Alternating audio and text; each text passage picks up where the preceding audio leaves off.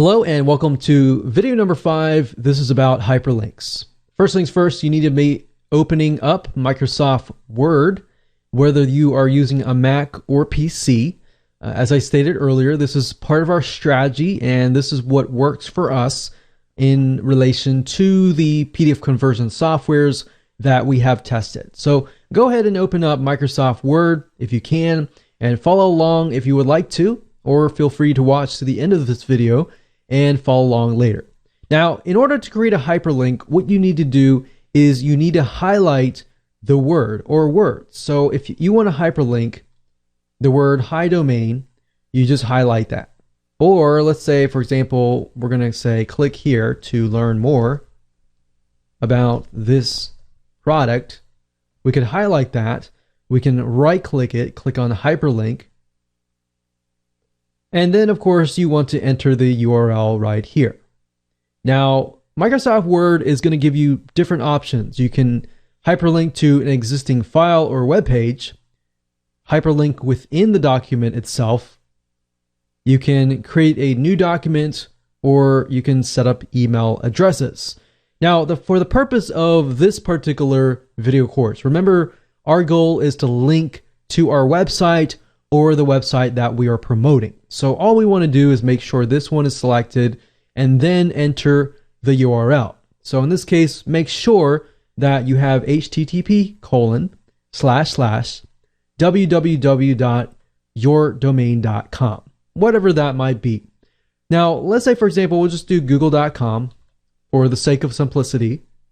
And up here, you can target frame.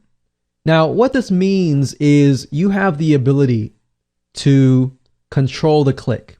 So if somebody opens up your PDF file, oftentimes, if you think about it, there are two different situations.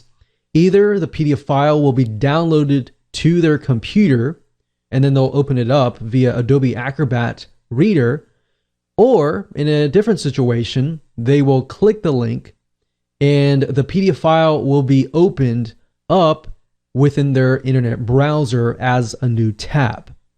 Now, if that is the case, if they click on the link, by default, the link will open to the web page in the same window as the PDF file. In this case, I will recommend that you choose the target frame to be a new window. And the reason being is because if they click that link and they are in an internet browser, for example, then a new window or a new tab will be opened up. So if they want to refer back to your PDF file, they can always do so. So I would say new window is the best. Now, as you can see, there are other options here: same frame, whole page, parent frame, and other advanced tactics here. But the one that primarily will probably do the best will be new window. Now, you will see an option that says set as default for all hyperlinks.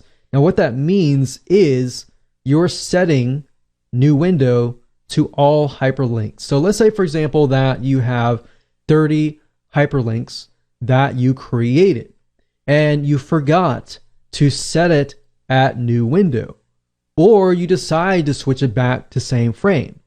Instead of having to go one by one all the way through and changing the setting right here, all you have to do is set as default for all hyperlinks, click OK, OK, and you're good to go. And that's it. That's how easy it is to hyperlink a text. Now, if you want to hyperlink, let's say, for example, a shape, you can also do that as well. So if we go over here to Insert, and we click on Shape, and let's say, for example, we have an arrow, and we want to create an arrow like this. And we'll make this arrow red. And why don't we turn this arrow around, and let's point this arrow at this hyperlink. And let's say we want to hyperlink this arrow. Same thing. With a shape, all you have to do is select it, right-click, hyperlink, and do the exact same thing. Now, you can do this exact same thing with other items as well. The only thing that you cannot do is, let's say, for example, that you wanted to hyperlink a section, but if you had a certain image or certain images clumped together and you wanted to hyperlink a whole section, you would have to have an advanced feature, which is a PDF conversion tool to do that, which would be part number 2. Now, part number 1 would allow us, utilizing WinZip, to convert these hyperlinks so that when it is converted to a PDF format, the hyperlinks still work. Now, you'll notice sometimes if you use free PDF conversion tools that when you do convert to a PDF file, the hyperlinks don't pass through. So the hyperlinks only work within Microsoft Word itself. So I'll see you in the next video, and we'll talk about everything you need to gather up until this point so that you can make sure that when you do the conversions, everything will work perfectly. All right, we'll see you there.